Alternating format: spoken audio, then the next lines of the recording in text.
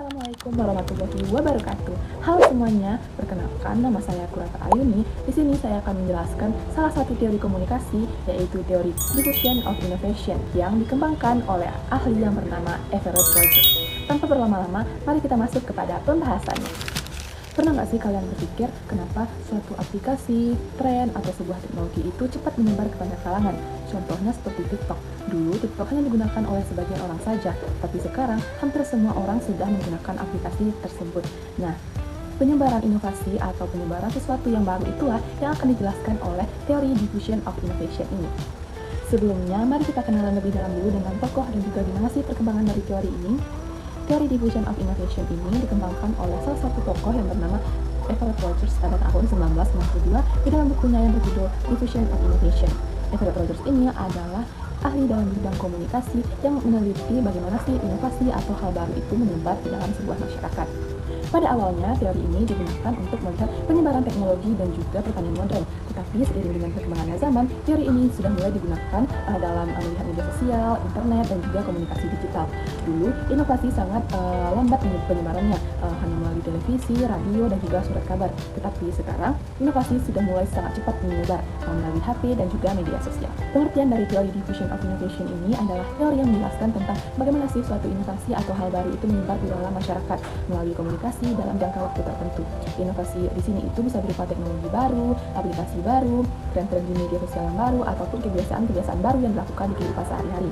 Menurut teori ini, tidak semua orang langsung menerima inovasi baru. Ada yang penerimaannya cepat, ada juga yang penerimaannya lambat, bergantung orang tersebut dan memiliki beberapa faktor seperti misalnya faktor lingkungan mereka, faktor tempat tinggal, atau faktor pendidikan mereka pun juga bisa mempengaruhi hal tersebut. Lalu kita masuk kepada asumsi dari teori diffusion of innovation ini. Yang pertama itu ada komunikasi sangat penting dalam penyebaran inovasi, yang dimana orang yang belum tahu bisa tahu karena dari temannya, atau dari media sosial, atau dari internet, atau juga dari pemberitaan di televisi. Contoh singkatnya itu seperti orang yang belum menggunakan TikTok tetapi menjadi menggunakan TikTok karena melihat temannya sering membuat konten di dekat dia. Lanjut masuk kepada asumsi yang kedua, yaitu waktu mempengaruhi penerimaan inovasi, yang dimana tidak semua orang langsung menerima inovasi baru. Ada yang menerimanya secara cepat, ada juga yang menerimanya secara lambat. Contohnya yaitu teknologi AI. Ada yang memakai AI itu saat teknologi itu baru keluar. Ada juga orang yang menggunakan AI itu saat menunggu tutorialnya terlebih dahulu, atau saat orang lain ramai menggunakan terus dia ikut-ikutan juga menggunakannya seperti itu. Masuk kepada asumsi yang ketiga, yaitu lingkungan sosial mempengaruhi keputusan seseorang, yang dimana lingkungan sekitar dapat membuat seseorang itu tertarik kepada suatu inovasi. Contohnya teknologi kris, yang dimana ada seorang mahasiswa yang menggunakan kris karena melihat teman-teman mahasiswanya banyak menggunakan teknologi tersebut. Lanjut kita masuk kepada tahap dari teori diffusion of innovation ini, yang dimana tahapan yang pertama yaitu knowledge atau pengetahuan, yang dimana mereka mulai mengetahui sebuah inovasi. Contohnya seseorang pertama kali mulai mengetahui aplikasi TikTok. Lalu tahapan yang kedua ada persuasion atau ketertarikan, yang dimana seseorang mulai tertarik terhadap inovasi tersebut dan mulai mencari informasi yang lebih dalam dari inovasi tersebut. Contohnya yaitu TikTok tadi, mereka mulai melihat video-video di dalam TikTok tadi melalui handphone temannya dan merasa tertarik dengan aplikasi tersebut. Lanjut kepada tahap yang ketiga, yaitu decision, yang dimana seseorang mulai memutuskan menolak ataupun menerima suatu inovasi tersebut. Contohnya dari contoh TikTok tadi, kalau mereka menerimanya, mereka mulai mendownload aplikasi TikTok tersebut.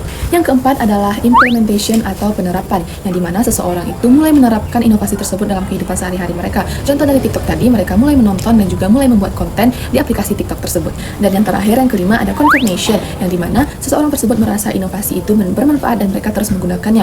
Contohnya dari TikTok tadi, mereka terus menggunakan TikTok karena merasa TikTok itu bermanfaat dan bisa memberikan hiburan kepada mereka. Lanjut kepada kategori dari penggunaan teori diffusion and innovation ini. Yang pertama adalah innovators, yang dimana kelompok yang paling cepat mencoba hal baru. Contohnya orang yang langsung mencoba aplikasi yang baru dirilis. Yang kedua ada early adopters, yang dimana kelompok yang paling cepat menerima inovasi dan juga biasanya menjadi panutan. Contohnya influencer yang mulai memakai sebuah tren lalu diikuti oleh banyak orang. Yang ketiga ada early majority, yang dimana kelompok yang mulai ikut setelah melihat manfaatnya. Contohnya orang yang mulai memakai TikTok setelah melihat banyaknya kontennya menarik, atau juga setelah melihat ternyata banyak loh orang yang membuat konten TikTok lalu mendapatkan penghasilan dari sana.